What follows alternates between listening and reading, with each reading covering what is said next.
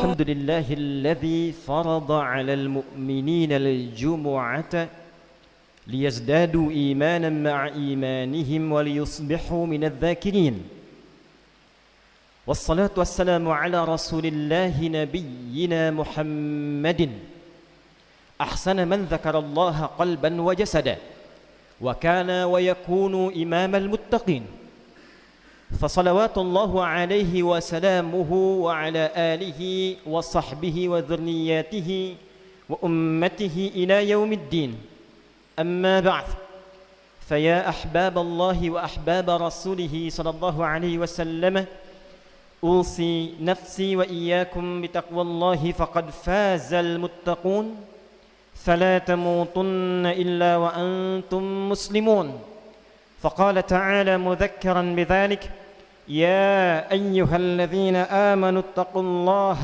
حق تقاته ولا تموتن إلا وأنتم مسلمون. Hadirin jemaah Jumat rahimani wa rahimakumullah. Bersyukur pada Allah Subhanahu wa taala mengawali Jumat di hari ini di antara sekian hamba Allah yang tengah masih berkehidupan sampai detik ini, kita yang masih diberikan kesempatan oleh Allah untuk beriman sekaligus membuktikan keimanan kita dengan menunaikan salah satu kewajiban yang Allah tetapkan kepada kita, yaitu menunaikan salat Jumat berjamaah. Semoga Jumat kali ini diberkahi oleh Allah dan dijadikan sebagai Jumat terbaik dari sekian Jumat yang telah kita jalani. Hadirin, dari hitungan khatib yang sederhana, seorang muslim baligh yang telah mendapati usia 20 tahun setidaknya telah menunaikan Jumat sebanyak 384 kali selama masa balighnya. Jika ia berusia 30 tahun, setidaknya ia telah menunaikan Jumat sebanyak 864 kali dalam rentang usianya. Jika ia berusia 40 tahun, maka setidaknya ia telah menunaikan Jumat sebanyak 1334 kali selama hidupnya. Demikian seterusnya sampai batas-batas usia kembali kepada Allah Subhanahu wa taala. Pertanyaan besarnya, dari sekian ratus ribu kali Jumat yang ditunaikan itu, apakah setiap muslim yang menunaikan Jumat sudah mengerti tentang hakikat Jumat itu? Sudah paham tentang hikmah Jumat itu? Ataukah Jumat hanya menjadi ibadah formalitas yang datang, dengarkan khutbah, kadang-kadang mengantuk, bahkan ada yang tertidur lantas salat 2 rakaat dan pulang begitu saja? Apakah Jumat itu yang diinginkan saat disyariatkan? Atau ada hikmah lain yang saking pentingnya hikmah ini dijadikan Jumat sebagai pengganti dari ibadah zuhur yang biasa kita tunaikan di hari-hari yang lainnya? Pembahasan Jumat kali ini akan menampilkan hikmah yang dimaksudkan dan mengantarkan kita pada awal mula Jumat disyariatkan. Hadirin rahimani wa rahimakumullah. Jauh sebelum masa Islam, yang kemudian risalahnya ditugaskan oleh Allah Subhanahu wa taala kepada Rasulullah sallallahu alaihi wasallam untuk ditebarkan, masyarakat Arab pada masa itu yang dikenal dengan jahiliyah sudah memiliki agenda pekanan dalam beraktivitas. Bahkan mereka menamai setiap hari dengan bilangan waktu yang menunjukkan aktivitas mereka yang kelak akan dibagi kepada 4 klasifikasi utama. Pertama, ada golongan yang sibuk dengan berdagang, berbisnis, bertijarah. Mereka dikenal dengan golongan tujar. Ada lagi yang sibuk mengumpulkan lirik-lirik untuk syair, golongan para pujangga yang disebut dengan syair dijamakkan dengan syuara. Ada lagi golongan yang sibuk dengan nuansa spiritual namun dalam kesan yang menyimpang, sibuk dengan jimat-jimat, jampe-jampe, dan memberikan kesan spiritual pada golongan pertama, khususnya jika mereka akan memulai aktivitasnya. Itulah yang disebut dengan para dukun atau dikenal dengan kahin atau kuhan jamaknya. Ada juga yang memang jasanya seringkali dipakai, digunakan untuk menyakiti atau melawan musuh dengan mantra-mantra atau jimat-jimat atau bahkan magic-magic tertentu. Itulah golongan sahir, tukang sihir, santet, dikenal dengan sahir. 4 golongan ini mereka terbiasa beraktivitas dalam sepekan. Hari pertama mereka beri nama dengan Yaumul Ahad, hari yang pertama. Yang kedua mereka beri nama dengan Yaumul Itsnain, diserap ke dalam bahasa Indonesia menjadi hari Senin, hari yang kedua. Hari ketiga mereka beri nama dengan Yaumul Thulatha, diserap ke dalam bahasa Indonesia hari Selasa, dari kata thalatha, hari yang ketiga. Hari keempat Arba'ah mereka beri nama dengan Al-Arbi'ah, kita serap ke dalam bahasa Indonesia menjadi hari Rabu. Hari kelima mereka beri nama dengan Yaumul Khamis, dari kata khamsah, kita serap ke dalam bahasa Indonesia menjadi hari Kamis, hari yang kelima. Ahad, Senin, Selasa, Rabu, Kamis, 4 golongan ini menebar ke beragam tempat untuk melakukan aktivitas yang telah mereka rencanakan. Orang-orang yang biasa berdagang mereka pergi menyebar, bahkan di antara mereka di musim-musim tertentu, panas ataukah dingin, ada yang berkelana merantau sampai dengan ke Yaman atau bahkan sampai dengan ke Syam. Turun surah Al-Quraisy untuk merefleksikan sekaligus mengabadikan kebiasaan mereka itu. Li'ilafi Quraisy ilafihim rihlatash syita'i was-saif. Demikian para syuara, mereka datang ke lembah-lembah, datang ke bukit-bukit mencari inspirasi, kadang-kadang hanya untuk mendapatkan inspirasi, menuliskan lirik-lirik untuk menjadikan semua lirik itu menjadi qasidah yang enak untuk dinikmati. Maka turun Quran surah ke-26 Asy-Syu'ara, dan dari ayat 227 menyampaikan kebiasaan mereka itu. Wasy-syu'ara'u yattabi'uhumul ghawun alam tara annahum fi kulli wadin yahimun. Dan para pujangga itu kadang-kadang melakukan aktivitas yang tidak banyak manfaatnya. Mereka turun ke lembah-lembah hanya untuk mendapatkan inspirasi, setelah itu merakit, menenun syair mereka hanya untuk ditampilkan begitu saja tanpa melahirkan kemaslahatan yang lebih. Demikian para tukang dukun, kahin, demikian para sahir, mereka akan berusaha meramu jimat-jimat yang dengan itu mereka akan coba jual di 2 kalangan yang pertama. Hadirin, puncaknya di hari yang ke-6. Mereka tidak menamai hari ke-6 ini dengan nama bilangan seperti awal. Kalau konsisten kita katakan Yaumul Ahad, Al-Itsnain, Al-Thulatha, Al-Arbi'ah, Al-Khamis. Konsisten ke-6-nya As-Sadis. Tapi mereka beri nama dengan Yaumul Arubah. Yaumul Arubah. Pada mulanya di era kakek moyang Nabi Muhammad SAW, yaitu Ka'ab bin Lu'ay, seperti disampaikan oleh Abu Qasim As-Suhaili dalam kitabnya Raudul Unuf, bahwa makna Arubah pertama kali ditampilkan adalah hari pertemuan untuk berkasih sayang. Yaumur Rahmah, datang untuk saling berkasih sayang, menampilkan perhatian. Tapi setelah lewat generasi, mendekati ke era Nabi Muhammad SAW, maka makna Arubah berubah menjadi hari berbangga sebagai orang Arab, hari untuk berpesta, hari untuk menampilkan hasil kebanggaan dari 6 hari kerja keras ke belakang. Maka mereka akan berkumpul di hari yang ke-6 ini di pusat-pusat perbelanjaan. Mereka berkumpul di pusat-pusat pasar, di aswaq yang dikenal dengan Dumatu Jandal, Suku Uqadh, dan puncaknya bertemulah mereka di satu tempat dekat dengan Baitullah dikenal dengan Jabal Qubais. Maka orang yang paling banyak hartanya di situ akan dipamerkan, akan diangkat, dia naik ke atas dan ditampilkan, ini hartawan terkaya di kalangan masyarakat kita. Maka orang yang paling bagus syairnya, dia akan dinilai, dikumpulkan qasidahnya, dituliskan dengan tinta emas, ditempelkan di dinding Ka'bah yang kelak di masa Islam akan dirubah dengan kain kiswah yang berganti dengan tulisan ayat Al-Quran itu. Dulu tulisannya adalah syair-syair jahiliyah dikenal dengan mu'allaqat. Di situ ada Imra'il Qais, di situ ada pujangga-pujangga yang lainnya. Demikian dipertandingkan setiap datang kesempatan pekan Yaumul Arubah.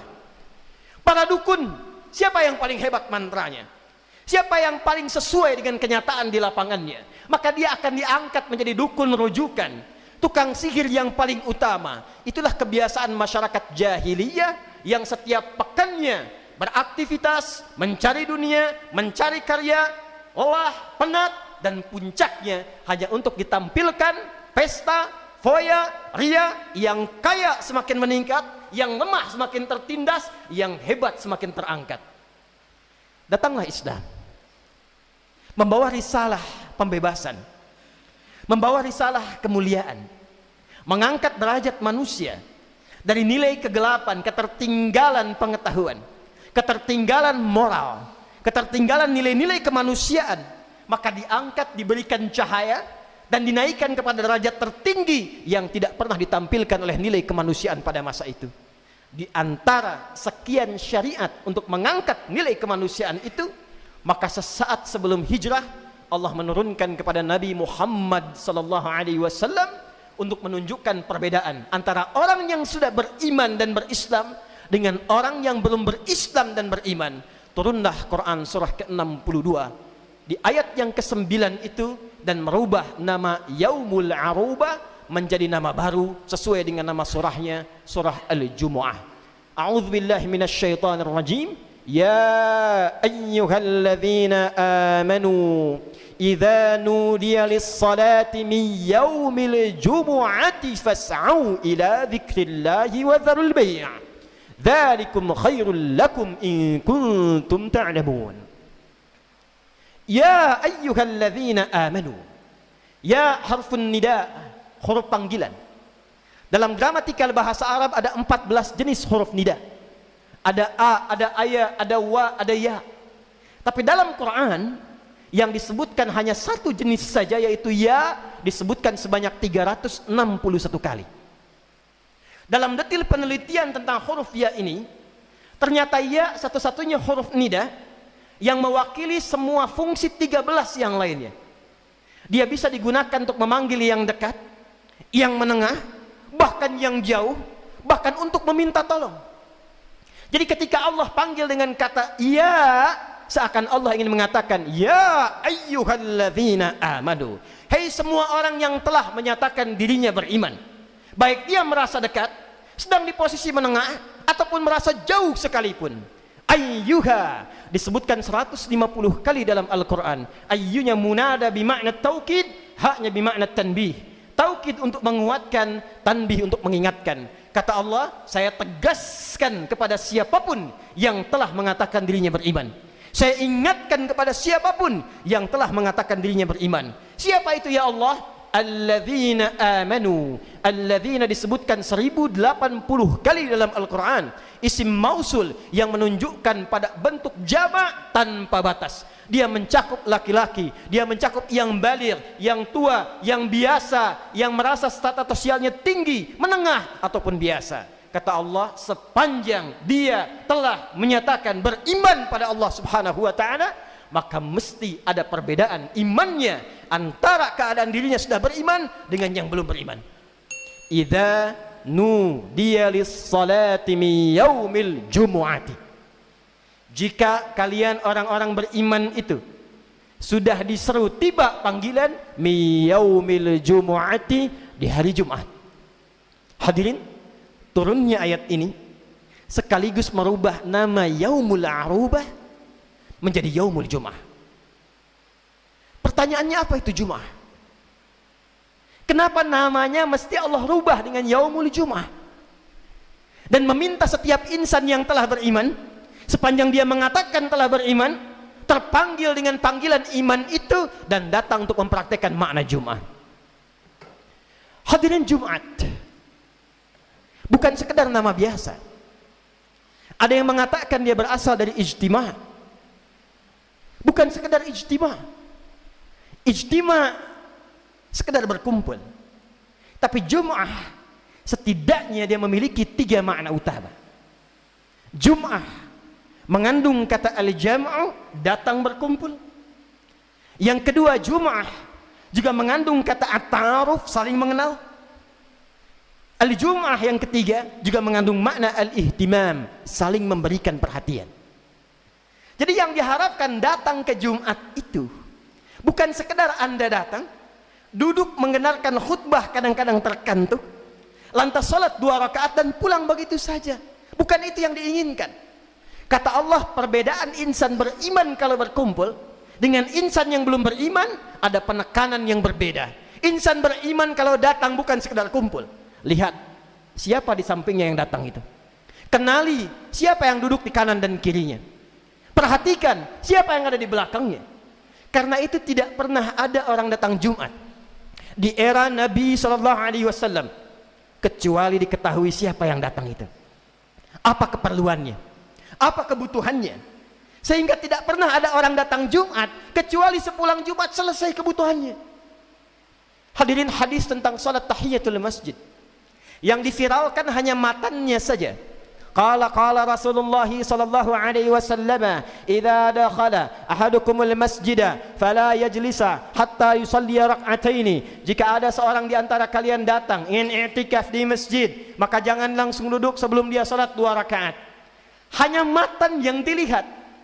Padahal sababul wurud hadis ini, kata Al-Imam Malik rahimahullah, datang seorang bernama Sulaik dari Ghatafan.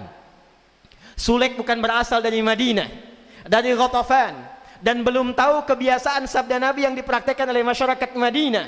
Datang jauh-jauh di hari Jumat. Begitu datang dia kemudian langsung datang dan masuk dan duduk. Maka Nabi ingin perkenalkan, ingin berikan informasi kepada masyarakat Madinah, itu ada saudara kita yang datang. Perhatikan siapa ia, apa kebutuhannya, apa keperluannya. Ini saudara kita yang wajib kita sinergikan dan bantu bersama. Maka Nabi menyampaikan sabda demikian dengan isyarat yang lembut dan halus, dan sahabat memahami. Sepulang Jumat mereka mengetahui, mengerubuni, bahkan menanyakan kepada Sulaik Al-Ghatafani apa kiranya yang mampu untuk diperbantukan. Itulah Jumat. Jadi kalau ini kita praktekkan, nilai Jumat solutif ini, Jumat yang penuh dengan kebersamaan, Jumat yang penuh dengan perhatian, demi Allah saya katakan tidak akan pernah terjadi pada kondisi umat Islam kecuali hadir persatuan, hadir sinergitas, dan hadir apa yang selalu ingin kita dambakan, yaitu kemaslahatan di antara insan yang beriman. Ada seorang yang sakit tidak mampu ke rumah sakit, datang bertemu di Jumat dengan dokter, selesai persoalannya. Ada mahasiswa bertemu dengan dosen, dia mungkin bisa konsultasi persoalan di kampusnya. Ada orang yang tidak punya pekerjaan, datang ke Jumat bertemu dengan pengusaha, selesai masalahnya. Sekarang pertanyaannya, setelah 15 abad dari kehidupan Nabi itu, di mana Jumat yang diinginkan oleh Rasulullah SAW itu?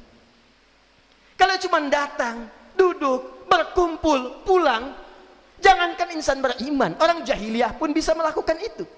Di stadion pun datang, duduk, kumpul, teriak, pulang, selesai. Di pasar datang, duduk, menawar, pulang, selesai. Maka Jumat berbeda. Ya ayyuhalladzina amanu, iman kita dipertaruhkan untuk menampilkan esensi Jumat dalam berkehidupan. Hadirin rahimani rahimakumullah. Bagian kedua sebagai penutup dari khutbah yang singkat ini, idza nudiya lis-salati min yaumil jumu'ati fas'au ila dzikrillah. Pembedanya kata Allah, jika ada seruan di hari Jumat itu sebagai pertanda sholat Jumat akan dimulai, bukan sekedar sholatnya, hubungan kita dengan Allah subhanahu wa ta'ala, tapi juga mencakup nilai sosialnya, maka bergegaslah anda semua, kata Allah, untuk berkontemplasi, merenungkan secara singkat, menyadari tentang bekal untuk pulang kembali kepada Allah subhanahu wa ta'ala yang disebut dengan zikrullah. Hadirin, kata zikir di dalam Al-Quran tidak disebutkan kecuali menunjuk kepada segala aktivitas yang mampu mendekatkan seorang hamba dengan Allah subhanahu wa ta'ala. Karena itu seluruh jenis ibadah dalam Al-Quran itu dinamai dengan zikir. Salat disebut dengan zikir. Quran surah ke-20 Taha di ayat yang ke-14. Innani anallahu la ilaha illa ana fa'budni wa aqimis salata lidzikri. Kalimat thayyibah pasca salat, subhanallah, alhamdulillah, Allahu akbar, disebut dengan zikir. Quran surah ke-4 An-Nisa di ayat 103. فَإِذَا قَضَيْتُمُ الصَّلَاةَ فَاذْكُرُوا اللَّهَ قِيَامًا وَقُعُودًا وَعَلَى جُنُوبِكُمْ. Anda berdoa dengan penuh kekhusyuan disebut dengan zikir. Quran surah ke-7 Al-A'raf di ayat 205. Wadhkur rabbaka fi nafsika tadarruan wa khifatan wa dunal jahri minal qaul. Anda baca Al-Quran, Quran disebut dengan zikir. Quran surah 15 Al-Hijr di ayat yang ke-9. Inna nahnu nazzalna dzikra wa inna lahu lahafidhun. Anda menghafal Quran, bahkan disebutkan 4 kali amalannya sebagai zikir utama. Quran surah ke-54 di ayat 17, ayat 22, ayat 32, ayat ke-40. Walaqad yassarnal Qur'ana lidzikri fahal mim muddakir. Hadirin, tidak disebutkan zikir kecuali menunjuk kepada amal ibadah yang mampu mendekatkan diri kita kepada Allah Subhanahu wa taala. Idza nudiya lis-salati min yaumil jumu'ati fas'au ila dzikrillah. Kata Allah, kalau Anda mendengar seruan Jumat itu, cepat renungkan, cepat sadari, datang mengingat zikir apa yang telah kita siapkan sebagai bekal pulang menuju Allah Subhanahu wa taala. Cepat ingat Allah. Jangan-jangan selama sepekan ke belakang aktivitasnya seperti aktivitas jahiliyah dulu. Cuman kerja, berangkat gelap, pulang gelap, kumpulkan harta, akhir pekan weekendnya cuma jalan-jalan, tamasya, beradu harta, pamer di media sosial. Insan beriman tidak begitu. Kalau hanya seperti itu, jahiliyah sudah khatam itu 15 abad yang lalu. Justru Jumat disyariatkan untuk merubah perilaku insan beriman sehingga menjadi contoh untuk setiap manusia yang berkehidupan. Kalau cuma Anda bekerja berangkat gelap, kumpulkan uang, sajikan lewat fantasi dunia yang mengambang itu, rumah yang megah, kendaraan yang banyak, nikmat untuk liburan, bercanda, bertamasya, update status, peningkatan sosial. Jahiliyah telah melakukan itu jauh sebelumnya. Maka insan beriman, kata Allah, tidak salah kita bekerja, tidak salah kita berikhtiar, tapi niatkan semua itu untuk mencari bekal pulang. Jangan-jangan hidup sekarang sudah 30 tahun, 40 tahun, 50 tahun, tapi untuk sekedar baca Quran pun masih belum mampu. Hadirin, di sana ada anak 3 tahun, 4 tahun, 5 tahun, yang bahkan matanya orang katakan buta, yang khatib katakan ditutup oleh Allah supaya tidak melihat maksiat. Dia sudah hafal Quran bahkan dengan nomor, halaman, posisi dan maknanya. Anda yang sudah 40 tahun, 50 tahun, diberikan kesempatan begitu luas untuk membaca Quran pun masih belum punya waktu. Berapa lama lagi waktu yang dibutuhkan untuk siap mencari bekal pulang kepada Allah Subhanahu wa taala? Maka Jumat Adam diciptakan, Jumat Adam mulai ditugaskan ke muka bumi, Jumat Adam diwafatkan, dan Jumat kehidupan dunia berakhir. Jika bukan dunia meninggalkan kita, boleh jadi kita yang meninggalkan dunia lebih dulu. Maka saat Jumat itulah kita diminta oleh Allah merenung. Kalau Anda, saya, kita diwafatkan di Jumat ini, bekal apa yang kiranya akan kita bawa pulang menghadap kepada Allah Subhanahu wa taala. Barakallahu li wa lakum fil Qur'anil azim wa nafa'ni wa iyyakum bima fihi minal ayati wa dzikril hakim wa taqabbala minni wa minkum tilawatahu innahu huwas samii'ul 'alim. Ud'ullaha yastajib lakum jami'an.